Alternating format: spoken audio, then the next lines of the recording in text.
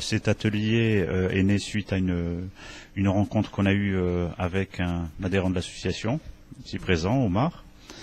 Et on s'est dit, pourquoi pas mettre en place un atelier dans le cadre des arts martiaux. Et les arts martiaux, c'était quoi? C'était le Kung Fu Wushu et le Tai Chi. Hein, donc voilà, on a réfléchi ensemble là-dessus. On a rencontré Maître Zhang de Hui.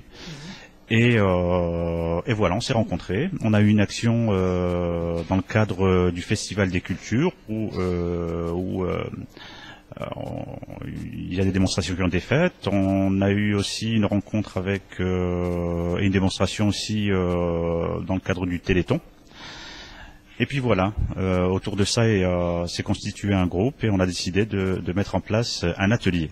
Cet atelier est né aussi grâce à un travail partenarial avec donc l'association, avec le DSU, Politique Ville, mais aussi avec l'aide de la municipalité qui nous a mis à disposition un local et où on peut évoluer une fois par semaine. Et on espère bientôt avoir plusieurs séances, parce que il y a une demande qui progresse et qui est constante. Donc voilà.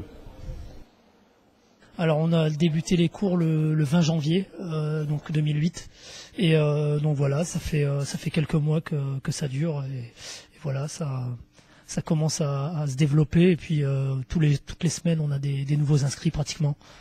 Ouais, nous avons à peu près une vingtaine d'inscrits pour l'instant. Tous les dimanches, donc on commence à partir de 13h. Donc au début, il y a l'échauffement traditionnel. Ensuite, on commence avec le wushu. Donc en fait, c'est le terme sportif pour désigner le kung-fu en fait. Donc voilà, les coups de pied de base, etc. Donc un travail essentiellement technique. Donc pas de combat, essentiellement technique. C'est très harmonieux, très beau à voir. Ensuite, à 15h, on commence le tai chi. Donc là, le tai chi, c'est une discipline beaucoup plus douce. On recherche plutôt à travailler les appuis, la respiration. Donc quelque chose un peu pour se détendre après les 2 heures de kung-fu qui sont assez éprouvants. Et donc voilà, donc on termine par le tai chi. Alors les cours sont donnés par donc Maître Zhang de Hui. Donc je sais pas si je peux le dire, mais il était entraîneur de l'équipe de France. Et plusieurs fois champion de Chine, donc plusieurs fois champion technique de Chine. Donc c'est vraiment un privilège de l'avoir ici à Avion, parce que des professionnels comme lui, il y en a pas énormément, même en France. Ça doit être le seul, enfin un des seuls. Et donc voilà, on est très heureux de l'avoir parmi nous. Et d'ailleurs, je crois que tout le monde apprécie sa présence, sa pédagogie, etc. Et on espère qu'il viendra de plus en plus souvent dans le Pas-de-Calais, puis surtout à Avion, qui est quand même la ville qui nous a accueillis. Le wushu, ça sert d'une part à renforcer le corps. Donc c'est un art très très très ancien en Chine, plusieurs fois millénaire. Donc c'est d'abord pour renforcer le corps avant tout. Le tai chi, c'est plutôt un art pratiqué par les personnes âgées.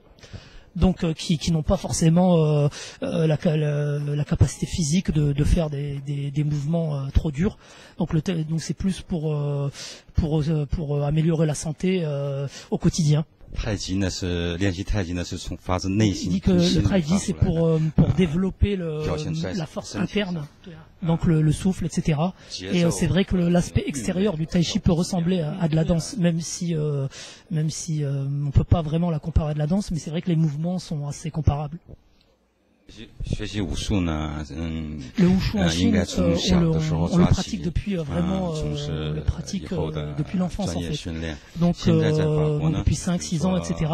Donc c'est beaucoup plus facile ensuite pour progresser, que ce soit au niveau de la souplesse ou de la force, etc.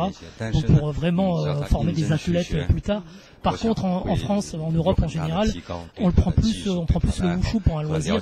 Donc voilà, on peut pas s'entraîner tous les jours, etc. à cause de notre emploi, de notre rythme de vie. Mais par contre, on peut développer beaucoup de choses avec le wushu et le taiji.